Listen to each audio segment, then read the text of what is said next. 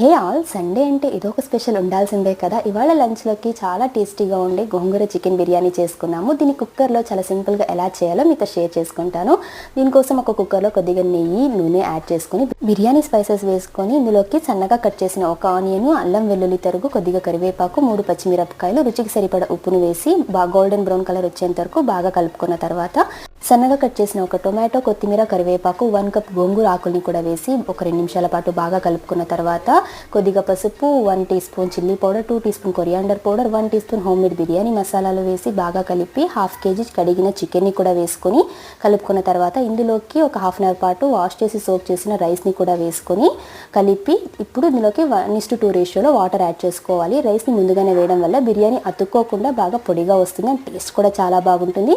అంతే, మూత పెట్టి మీడియం ఫ్లేమ్లో 3 విజిల్స్ ప్రెజర్ కుక్ చేసుకుంటే ఎంతో టేస్టీగా ఉండే గోంగూర చికెన్ బిర్యానీ అయితే రెడీ. మీరు తప్పకుండా ట్రై చేయండి.